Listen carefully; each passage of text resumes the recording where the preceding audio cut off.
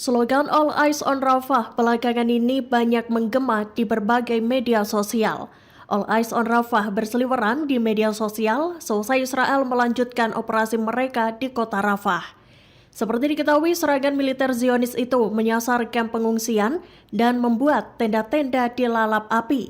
Akibatnya sebanyak 50 warga Palestina tewas terbakar hidup-hidup. Padahal wilayah Rafah sebelumnya diklaim sebagai zona aman bagi para pengungsi perang. Dikutip dari Tribun News, seiring dengan adanya serangan itu, slogan All Eyes on Rafah menjadi bagian kampanye untuk menyerukan kesadaran akan perang yang berlangsung di Gaza. Di Instagram sendiri, slogan All Eyes on Rafah telah digaungkan lebih dari 31 juta orang.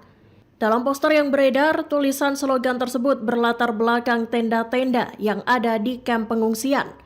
Usut punya usut, poster tersebut dibuat oleh seorang pria asal negeri jiran Malaysia.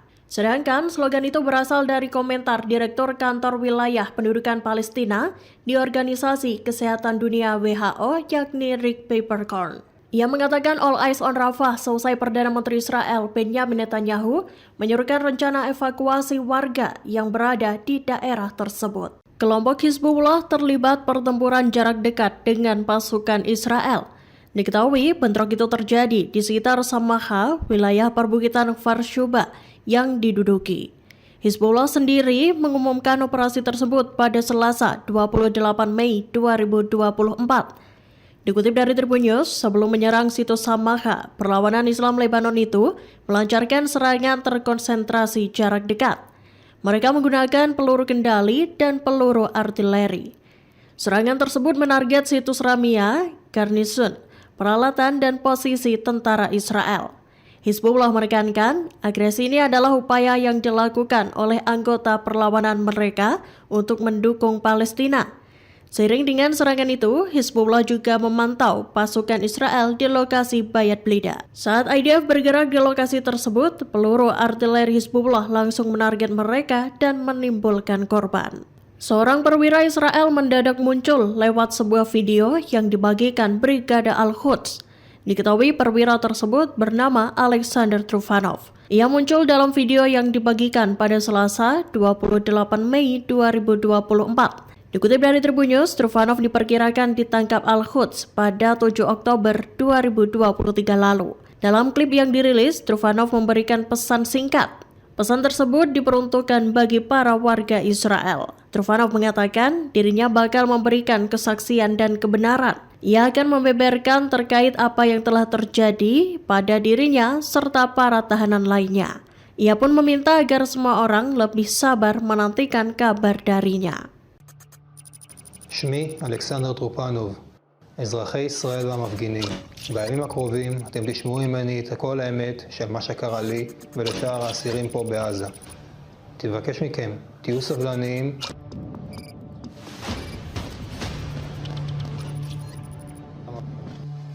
Mantan delegasi Amerika untuk PBB Nikki Haley menjadi sorotan publik baru-baru ini.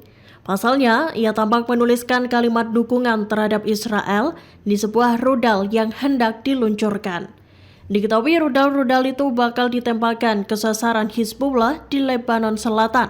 Dikutip dari Tribun News, foto yang ramai beredar itu diambil selama kunjungan Haley ke Israel Selasa 28 Mei 2024. Kala itu, Haley menegaskan bahwa mayoritas rakyat Amerika mendukung Israel.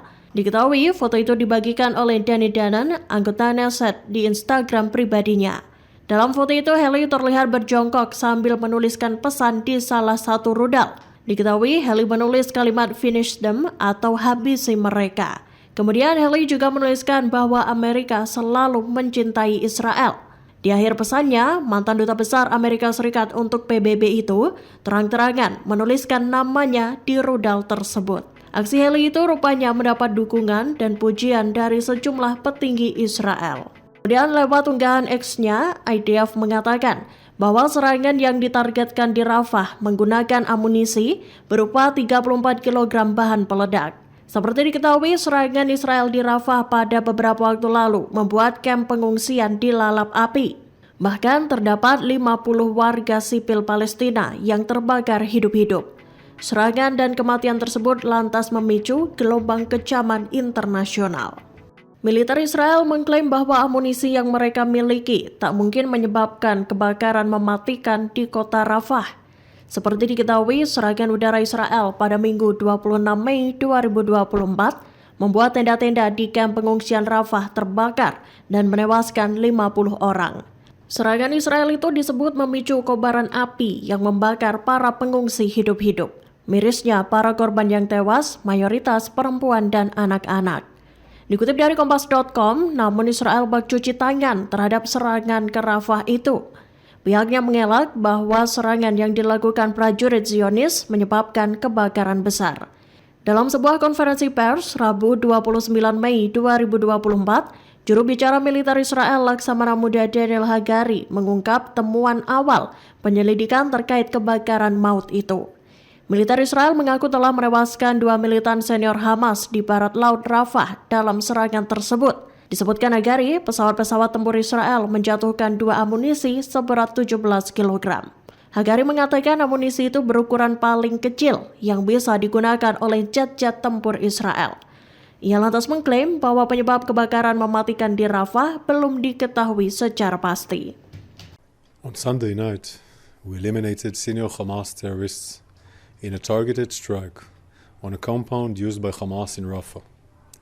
The strike was based on precise intelligence that indicated that these terrorists, who were responsible for orchestrating and executing terror attacks against Israelis, were meeting inside the specific structure we targeted.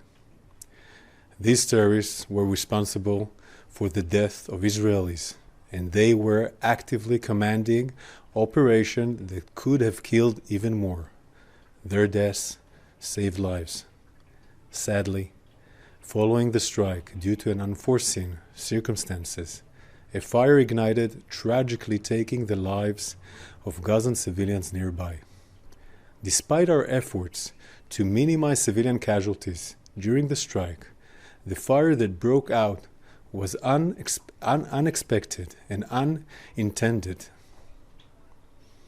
This is a devastating incident which we did not expect.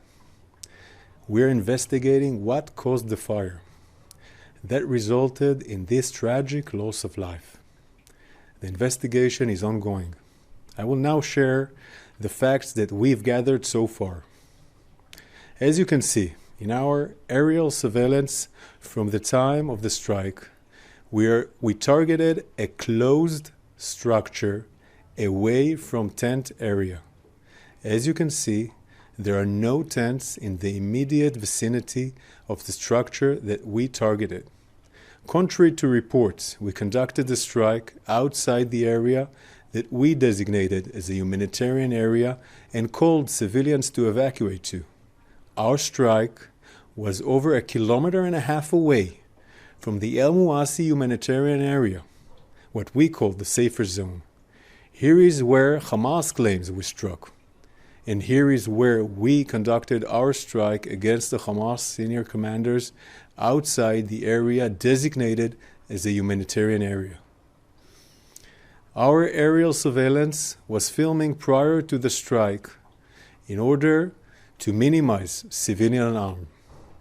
Here is the footage from our strike of the specific structure where the senior Hamas commanders were meeting.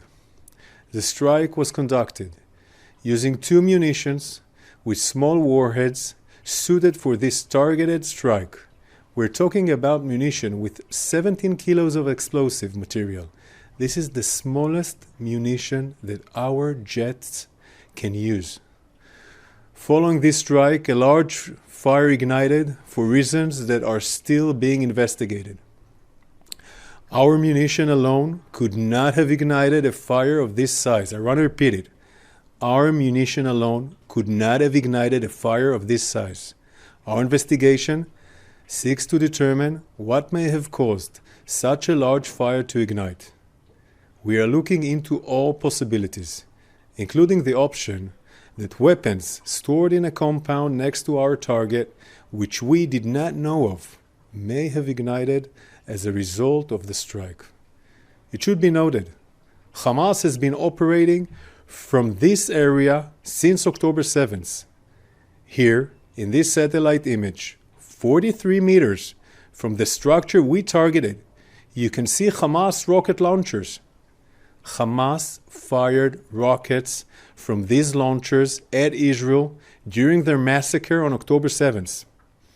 We are also assessing footage documented by Gazans on the night of the strike posted on social media, which appear to show secondary explosions, indicating that there may have been weapons in the area.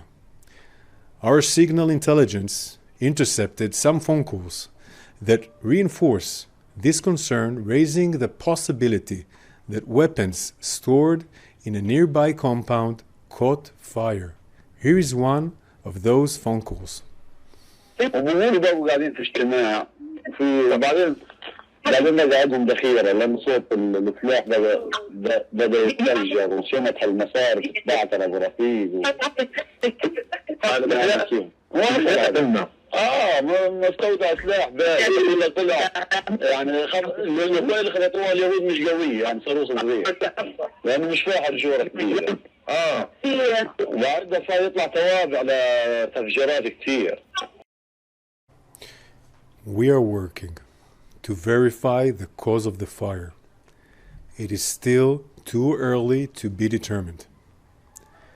Even when we do find the cause of the fire that erupted, it won't make this situation any less tragic. We took a number of steps prior to the strike to avoid civilian casualties, aerial surveillance from above, using specific munitions aimed at minimizing collateral damage, delaying the attack in order to further assess expected civilian presence, and other means. This incident is being investigated by the General Staff Fact-Finding and Assessment Mechanism, an independent and professional body that is investigating the circumstances of those killed in the area of the strike. This investigation will be swift, comprehensive, and transparent. Our war is against Hamas, not against the people of Gaza, which is why we convey deep sorrow for this tragic loss of life. Download Tribun X sekarang, menghadirkan lokal menjadi Indonesia.